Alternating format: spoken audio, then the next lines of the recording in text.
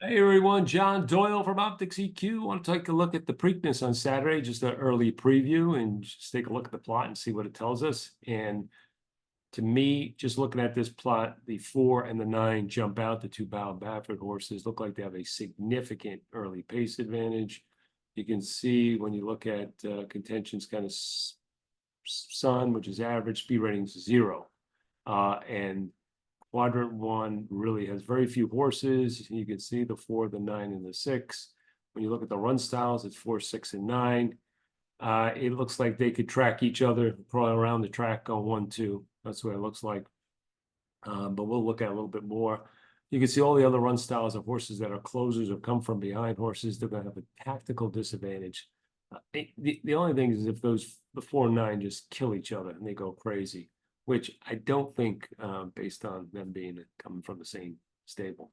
Muth obviously is the classier horse, and has back speed figures and stuff, but it'll be the favorite, probably be a legitimate favorite. I mean, he's 8-5 in the morning line, be anywhere near 6-5, wouldn't surprise me. And like sometimes with these horses, you got the other Baffert horses that both working, looks like pretty well, just raw workouts. I haven't looked at anything. Imagination's another horse that looks like he's working right along with Muth, and like I said, he'll be a better price. Sometimes the better price Bob Baffert horses is the way to go. You're really playing for underneath in this race if you want to get involved, as far as I'm concerned. And I think when you start looking at all the late closer types, Quadrant 4 doesn't do that well. Typically at the Preakness going this route of distance, you can see like the plot of the 3, the 2 and some others. So I wouldn't be taking short prices of horses in Quadrant 4, right? The way I would reverse it, just from how do you bet this race? And you're looking for horses to finish in the try and the super. You don't want to catching freedom. If he's not going to win, do you really want him in the try? I would just try to beat him there. I would try to beat him. I would try to beat Mystic Dan. I think those two horses, when you look at the, let me just go to the grid. Let me clear this out.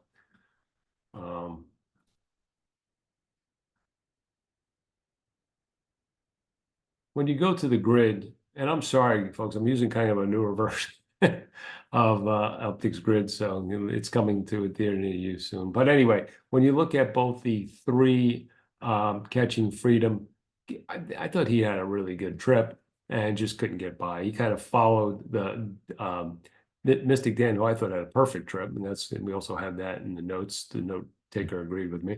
So I mean, those two horses just kind of followed each other.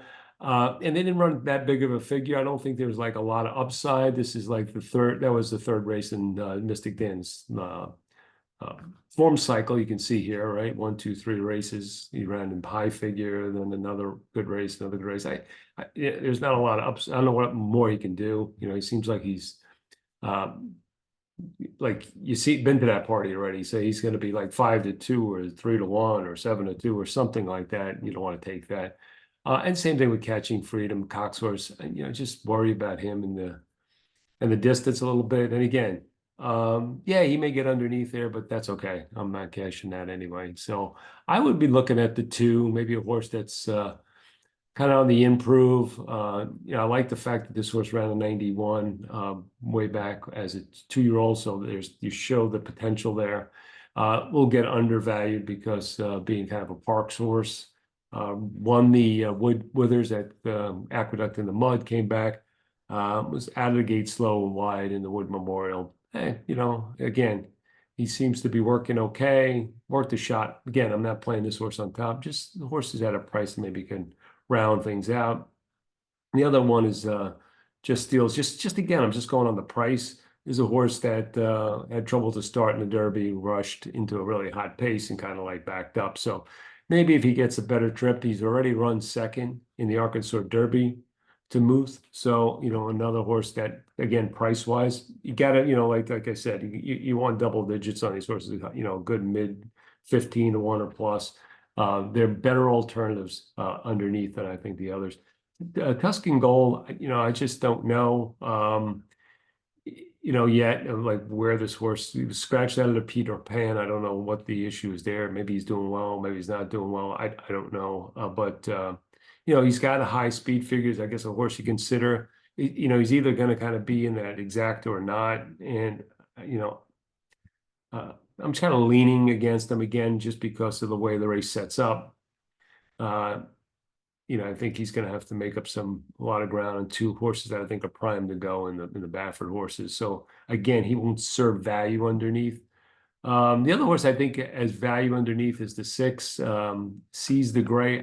I'm not sure if he is really a two-turn horse, ran well. Pate Miles coming right back, but he just may just sit the trip, again, go back to the plot. If he's like just sitting off of these two, he can grind up into third, maybe even get underneath in the exact if, one of these horses falter late, it's kind of the idea.